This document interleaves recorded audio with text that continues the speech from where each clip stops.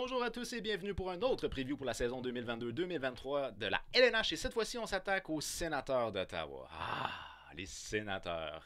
Comme voudrait la bonne vieille expression de Game of Thrones, The Winter is Coming, parce que ça s'en vient. Tranquillement, mais sûrement, ça s'en vient du côté des sénateurs d'Ottawa. On a eu des jeunes qui ont déjà eu des bonnes saisons l'année passée. Dans certains cas, on se développe peut-être un petit peu plus lentement, mais dans certains cas, on se développe vraiment dans les temps. Donc, bref, on a quand même un potentiel qui est très intéressant du côté des sénateurs d'Ottawa, mais je pense que tout le monde peut s'entendre pour dire qu'on a une certaine lacune au niveau du style de jeu défensif chez les Saints.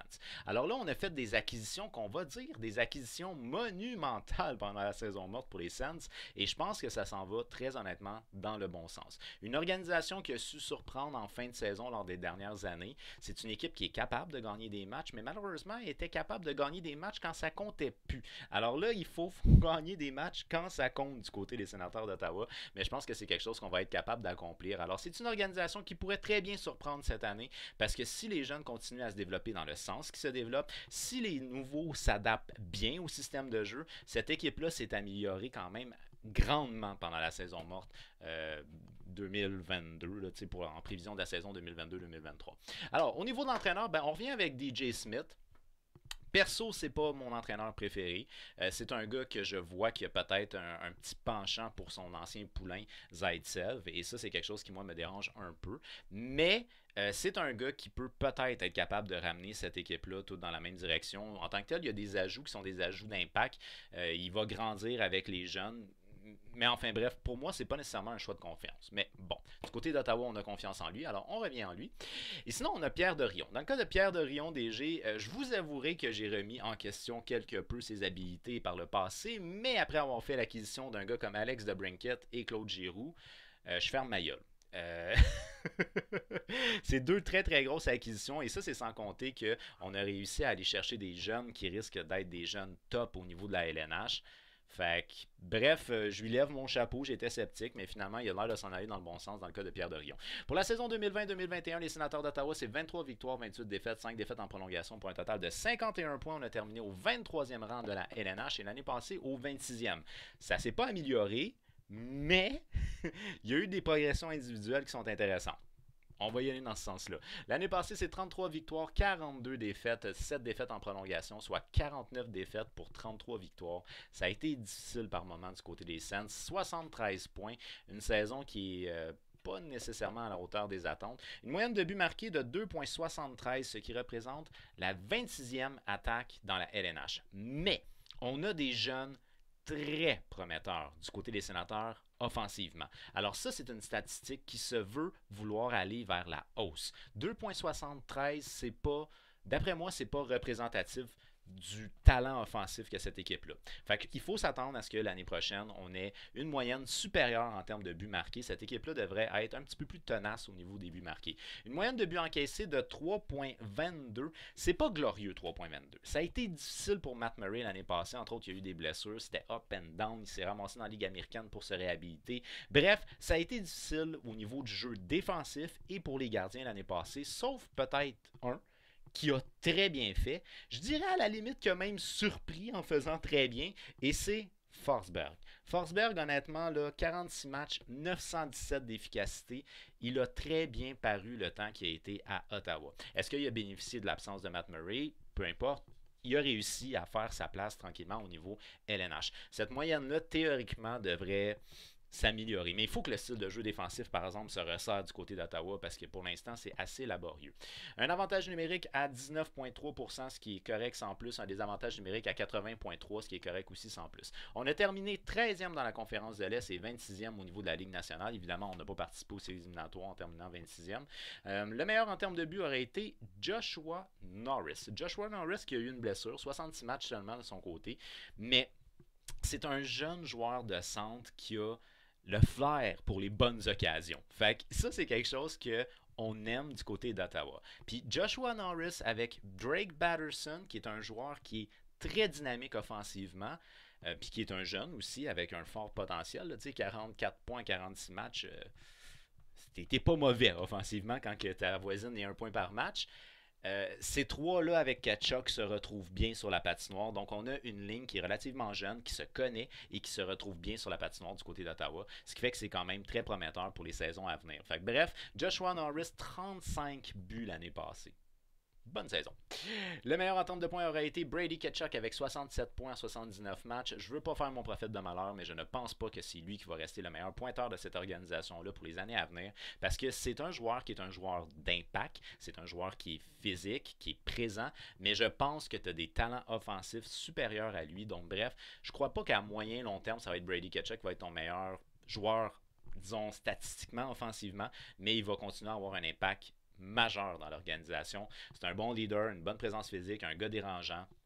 Voilà. Le meilleur défenseur en termes de défenseur à caractère offensif aurait été Thomas Chabot. 59 matchs l'année passée, 38 points, moins 3.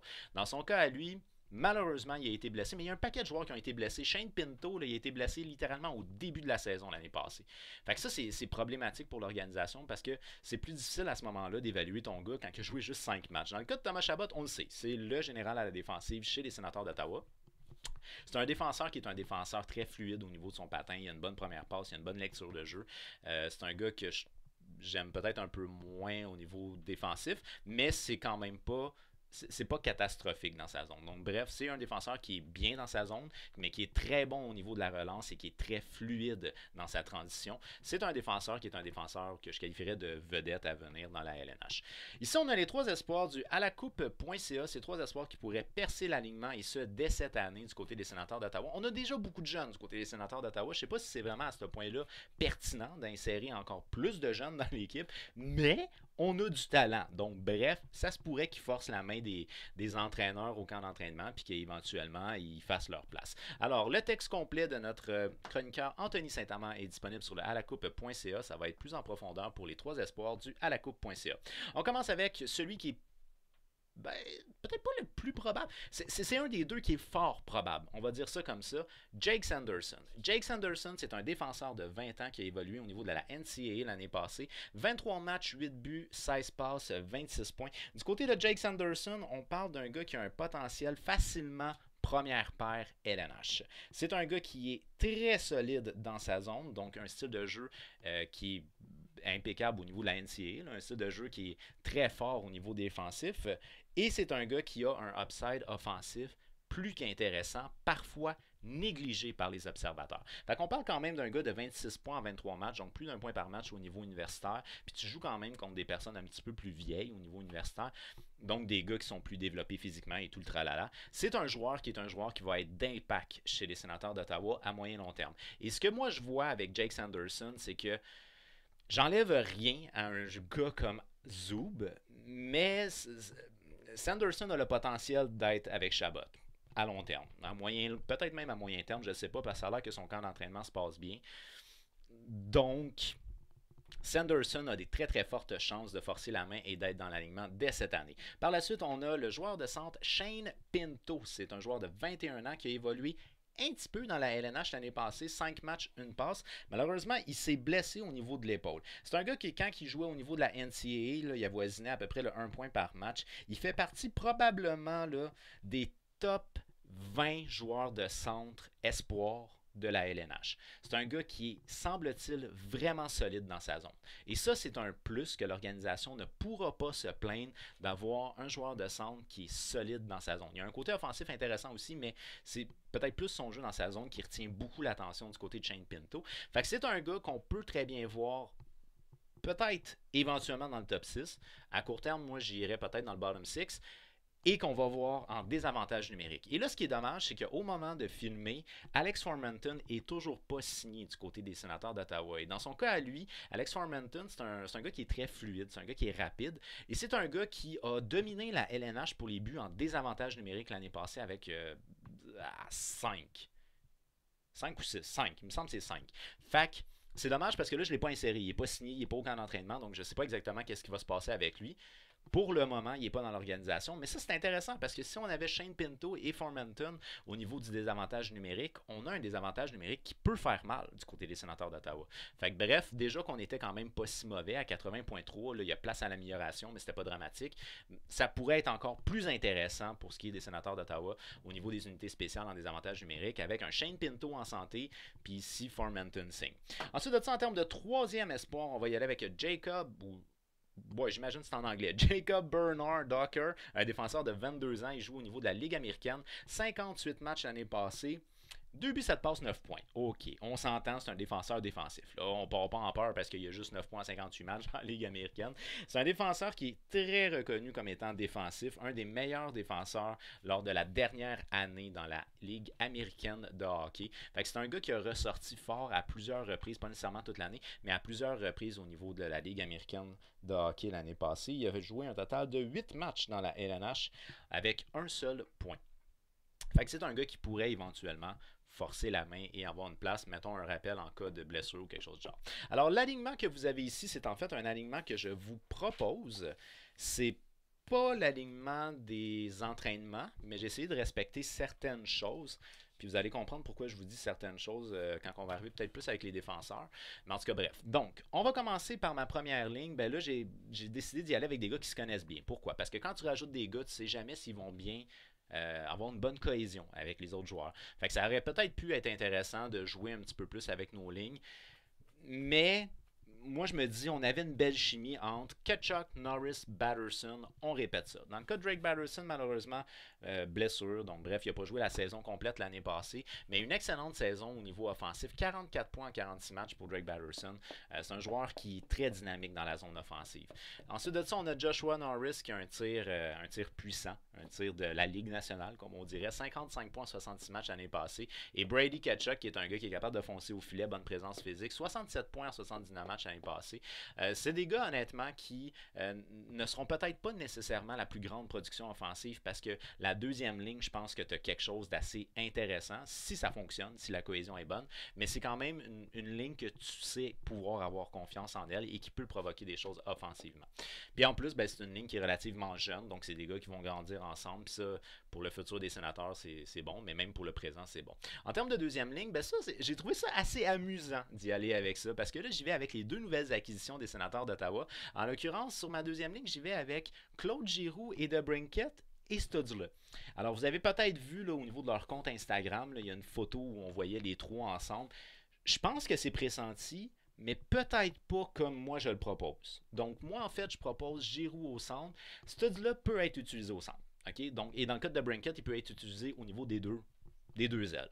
Par contre, ce que je trouve intéressant avec Giroux au centre, c'est que Giroux, ben déjà au niveau des mises au jeu, il est vraiment plus solide que Studzla. Pour vous donner une idée, Studzla, c'est à peu près 33% ou 35% d'efficacité aux mises au jeu, alors que Claude Giroux, c'est 60%. Fait que vous voyez à peu près le genre de gars. Mais, il peut avoir Studzla au centre.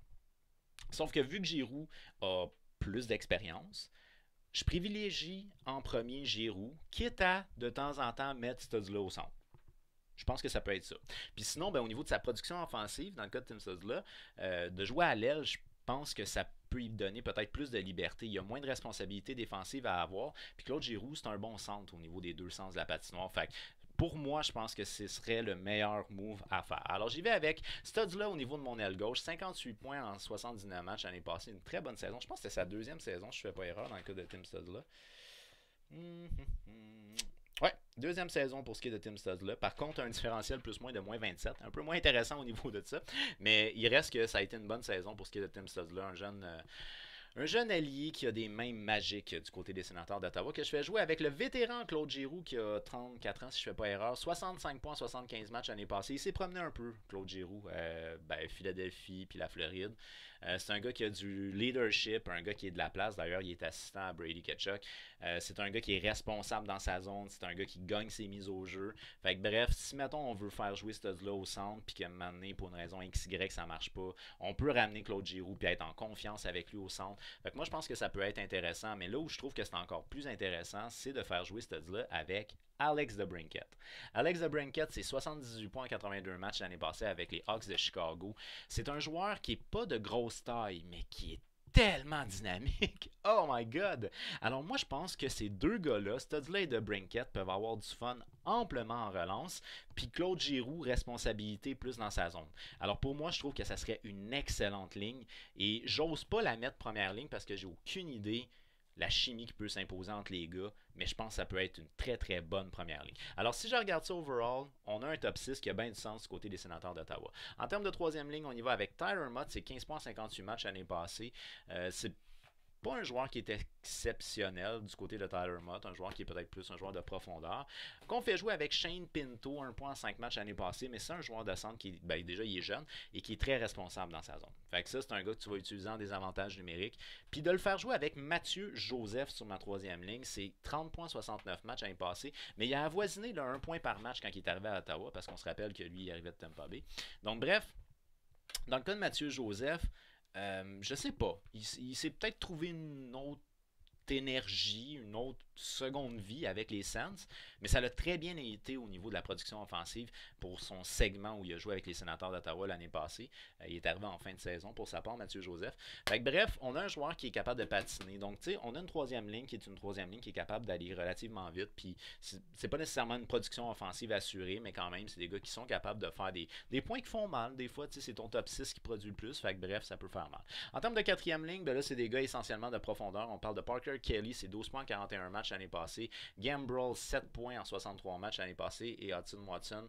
Watson, c'est 16 points en 67 matchs l'année passée. Alors, je répète, pour ce qui est de Alex Formanton, il n'est pas signé au moment de faire ma vidéo. Fait que ça aurait pu être intéressant de l'utiliser, exemple, sur ma troisième ligne. Mais bref, pour l'instant, il n'est pas signé. En termes de scratch, j'y vais avec Sabourin, un bagarreur, et Catholic. Au niveau des défenseurs, c'est là où j'y ai été avec la fréquence d'utilisation des paires de l'année passée parce que la majorité des défenseurs, ils étaient déjà là l'année passée. T'sais. Fait qu'on peut voir comment est-ce que, je sais pas si c'est DJ Smith qui s'occupe des défenseurs à Ottawa, j'ai aucune idée, mais comment est-ce que le coaching staff visualise son pairing avec les Sens. Puis on a aimé ce qu'on a vu de Chabot et Zoub. Fait que Zoub, c'est relativement un jeune défenseur qui a il fait pas trop d'erreurs. Bref, c'est un gars qui ne provoquera pas nécessairement de catastrophe. C'est un jeune qu'on a apprécié du côté des Sénateurs d'Ottawa, responsable dans sa zone. Il est capable de backer un gars comme Thomas Chabot. 58 points en 59 matchs l'année passée du côté de Chabot. Malheureusement, la saison a été incomplète à cause de la blessure, mais quand même, il avait connu une bonne saison. Je dis bien une bonne, parce que je pense qu'il est capable de produire plus, mais il avait connu quand même une bonne saison au niveau de la production offensive. Et Zoub, c'est 22 points en 81 matchs l'année passée, fait que c'est une saison pour un défenseur défensif qui a bien du sens. Au niveau de ma deuxième paire, j'aime moins. Je sais que c'est la paire qui a été le plus utilisée, et de loin, du côté des Sénateurs d'Ottawa. Du côté du coaching staff, on a confiance en ces deux gars-là, puis c'est là où je vous ai parlé un petit peu au début de ma vidéo. J'aime moins le fait, parce que Smith a été assistant coach avec les Leafs de Toronto à l'époque où Zaitsev était avec les Leafs, puis quand ils ont amené Zaitsev, ben, à Ottawa, Smith avait beaucoup de confiance en lui. La paire de Nick Holden et de Nikita Zaitsev a été la paire la plus fréquente au niveau des pairings lors de la dernière saison l'année passée pour les Sénateurs d'Ottawa, mais c'est une paire qui endosse un différentiel de moins 25. Et ça, j'aime moins. Fait que, oui, je vais les remettre ensemble, mais j'aime un peu moins ce pairing-là. Ce qui fait que j'ai fait un pairing de jeunes juste en dessous qui pourrait éventuellement avoir un peu plus de temps de glace, quitte à peut-être rentrer Travis Hamonic dans mon 6 pourrait être intéressant. Fait que bref, j'y vais avec Nick Holden, c'est 19 points en 76 matchs l'année passée, que je fais jouer avec Nikita Zaitsev, 11 points en 62 matchs l'année passée. C'est ça, c'est des défenseurs qui sont plus à caractère défensif, et moins 25 pour moi n'est pas convaincant au niveau du style de jeu défensif. Fait que c'est des gars qui produisent pas beaucoup, mais qui sont corrects. C'est des joueurs vétérans là, du côté des Sénateurs d'Ottawa. Par la suite, on y va avec ma troisième paire. Et ça, c'est intéressant, là. On a deux jeunes. Alors, j'y étais avec Eric Brandstrom, 14 points, 53 matchs l'année passée. Brandstrom, c'est un petit défenseur très dynamique, un peu à la Torrey Krug. Là. Pour l'instant, il n'y a pas la production offensive de Torrey Krug. Là. Mais c'est un gars qui il a de la hargne, puis il bouge beaucoup avec ses patins, lui. Fait que c'est un gars qui est vraiment hyper intéressant. Et de le mixer avec Jake Sanderson, défenseur de 20 ans qui a évolué essentiellement dans la NCAA. Ben, en fait, totalement dans la NCAA l'année passée. passée, 26 points en 23 matchs. Jake Sanderson, c'est éventuellement un top 2, là. C'est éventuellement un premier pairing de son côté. Fait que de le faire rentrer dans la LNH avec Eric Brandstrom, qui a quand même un bon potentiel, je trouve que c'est intéressant. C'est des gars qui vont grandir ensemble. Fait qu'au lieu d'avoir mélangé, exemple, monter Sanderson avec Nick Holden, puis de mettre Zaitsev avec Brandstrom, j'ai préféré mettre les deux jeunes ensemble. Ça va peut-être être une catastrophe, comme peut-être que ça va fonctionner. J'en ai aucune idée. Et c'est ce qui fait que je me ramasse avec Scratch, Travis Hamonic. Mais Travis Hamonic, c'est quand même un bon défenseur défensif. Perso, moi, je serais à l'aise à ce qu'il soit dans mon 6. Dans mon 6 du côté des Sénateurs d'Ottawa, mais j'aime bien l'idée de faire jouer mes deux jeunes ensemble. Fait que c'est la raison pour laquelle j'ai été avec Hamonic Scratch.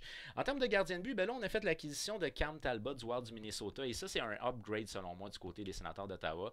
On a laissé partir Matt Murray, on n'a plus besoin de lui, c'est correct. Puis là, on a pour Cam Talbot.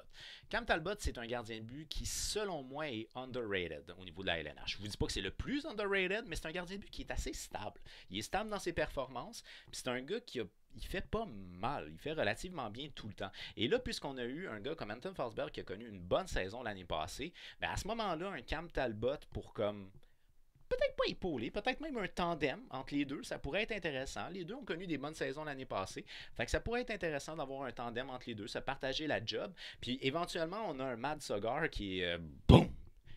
6 pieds 7, genre, ou 6 pieds 8, là, je me rappelle plus, mais qui est un prospect au niveau des Sénateurs d'Ottawa qui pourrait éventuellement percer. Mais pour le moyen terme, le court et le moyen terme, Cam Talbot, Forsberg, je pense qu'on a quelque chose qui peut être intéressant. Ça ne veut pas dire que ça va marcher, mais ça peut être intéressant. Cam Talbot avec le Wild du Minnesota l'année passée, c'est 49 matchs, 2,77, 911 en termes d'efficacité. Il s'est fait ravir son poste de gardien de but partant par Marc-André Fleury. Finalement, il a amené l'équipe en séries éliminatoires, puis en séries éliminatoires, on a donné le poste à Fleury, ce que je trouve un peu dommage, et j'ai pas vraiment aimé ce move-là de la part du Wild. Mais là, par contre, on lui donne la chance de se faire valoir avec une autre organisation, et c'est à lui de saisir sa chance, et c'est à lui de prendre sa place. Éventuellement, peut-être même être gardien de but partant, tout dépendamment comment que les choses vont aller pour ce qui est de Cam Talbot. Par la suite, en termes d'auxiliaire, on y va avec Anton Forsberg, c'est 46 matchs l'année passée dans la LNH chez les Sénateurs d'Ottawa, 2,82, 917. 2,82, l'équipe accorde 3,22. Vous comprendrez que c'est pas le gardien qui a été le plus catastrophique de l'équipe. T'sais. Donc, c'est un gardien qui a bien paru pour les Sénateurs d'Ottawa, 917 d'efficacité en 46 matchs, c'est excellent. Donc, on espère qu'il va refaire ça cette année, mais s'il ne le refait pas, on a Cam Talbot aussi qui peut être solide. Fait que bref, du côté des Sénateurs d'Ottawa, on a une position, à mon sens, à moi, une position de gardien de but qui est plus solide que celle des années passées. Fait que d'après moi, on est en business. Et on a des jeunes défenseurs. Puis là, tu sais, on a Bernard Docker qui pourrait peut-être éventuellement crack l'alignement s'il y a des blessés. Et des blessés, il y aura, il y en a tout le temps. Donc, bref, on a des défenseurs solides défensivement. C'est sûr qu'il faut qu'ils apprennent un peu le style de jeu de la LNH, mais qui pourraient éventuellement percer l'alignement. Puis amener plus de stabilité à cette défensive-là chez les Sénateurs d'Ottawa. Mais au niveau de l'attaque, on s'est amélioré. Puis d'après moi, au niveau des gardiens de but, on est plus solide qu'on l'était l'année passée. Fait que 26e dans la ligue, j'ai de la misère à y croire. Si cette équipe-là est capable d'avoir une belle cohésion, on a une équipe qui s'en va vers une production offensive plus intéressante, qui s'en va vers une efficacité de gardien de but plus intéressante. Puis si Sanderson est la vedette qu'on voit ou qu'on prévoit, on peut avoir un excellent défenseur dans notre zone à venir, qui est capable de patiner en plus, tu sais. Fait que d'après moi, cette équipe-là est une équipe qui s'est grandement améliorée lors de la saison morte. C'est la raison pour laquelle je ne dis pas qu'elle est en série, mais d'après moi, elle va courir pour une place en série. Parce que on a une attaque qui peut être vraiment beaucoup plus intéressante cette année. Alors, les Sénateurs d'Ottawa, pour moi, est une organisation qui n'est pas assurée de faire les séries, mais qui a des chances de le faire. C'est la raison pour laquelle je vais dire que c'est une équipe qui va courir pour une place en série. D'après vous, les Sénateurs d'Ottawa vont terminer où? Est-ce qu'ils vont être encore dans la cave cette année puis on court pour Bédard? Est-ce que vous pensez qu'ils courent pour une place en série, qu'ils sont sûrs d'être en série? Cup Contender, let's fucking go! Qu'est-ce que vous en pensez? Faites-le moi savoir au travers des commentaires. Si vous avez aimé la vidéo, n'oubliez pas de faire un petit j'aime et également de la partager pour qu'on soit un maximum de hockey fans à jaser de hockey, c'est toujours plus plaisant. Et sinon, n'oublie pas, on s'abonne, active la petite cloche parce qu'il y a d'autres previews qui s'en viennent très prochainement pour la saison 2022-2023. Je vous dis un gros merci d'avoir regardé mon preview et on se revoit très prochainement.